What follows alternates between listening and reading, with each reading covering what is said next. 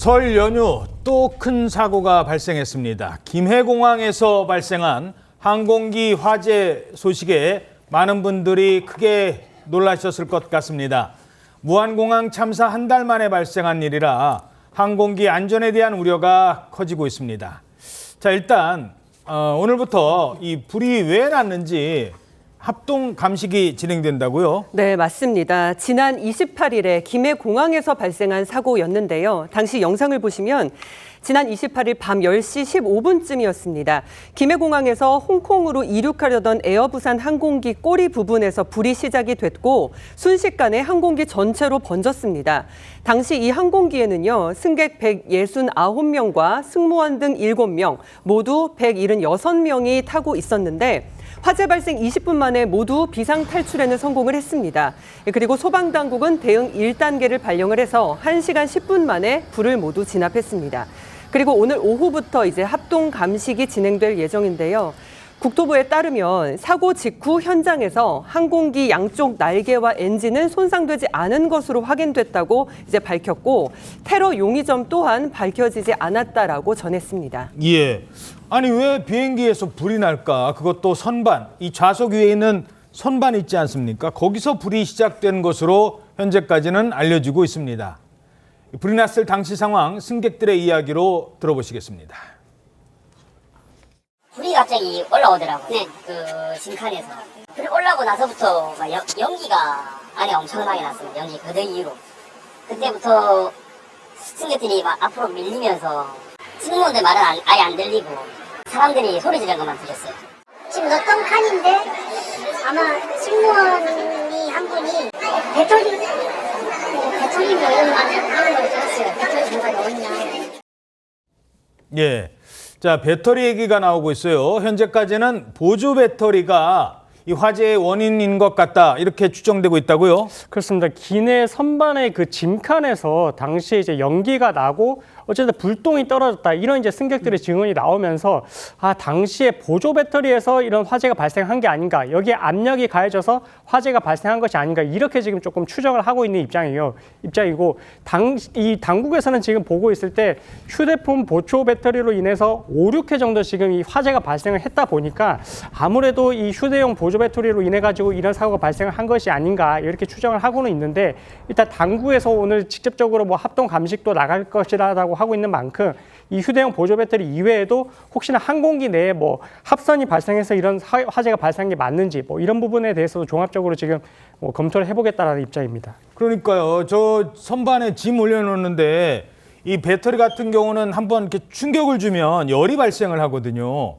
그래 원래는 이 보조 배터리 같은 경우는 이 짐 맡기는 짐에는 못 실습니다. 뭐 아시다시피. 그래서 들고 그러니까 가는 가방에 넣을 수 있는데 이 가방을 실으면서 뭔가 쿵 하는 충격이 있었던 건 아닌지 그래서 열이 난 건 아닌지 거기서 타다다닥 이런 소리가 났다는 거니까요.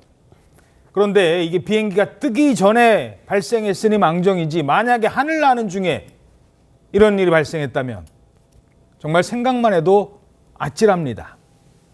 이 비행기가 원래 출발하는 시각보다 한 20분 정도 지연이 돼서 이 불이 난 상황이라고요? 그렇습니다. 당시 그 항공기에 탔던 승객들이 만약에 출발 지연이 되지 않았더라면 하늘에서 불이 났을 수도 있는 거 아니냐라면서 가슴을 쓸어냈다고 하는데 정시 출발했으면 20분 뒤잖아요. 예, 그 당시 항공기가 9시 55분에 출발 예정이었는데 출발 직전에 탑승기 기내에서 앞 비행기와의 간격 때문에 20분가량 출발이 지연됐다라고 기내 방송이 나왔다는 거예요.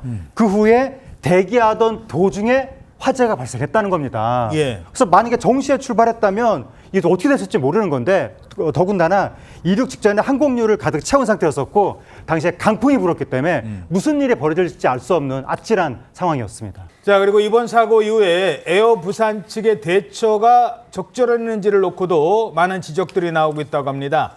승객들의 이야기 들어보시죠.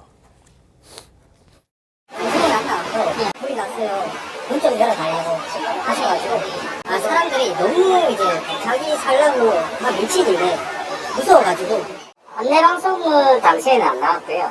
저희 그냥 승객들이 뒤에서 그냥 불이야 소리만 나고 대피 방송이나 안내 방송은 좀 제대로 이루어졌. 아니요, 안 나왔어요. 아니, 승객들이 다 문 열었어요.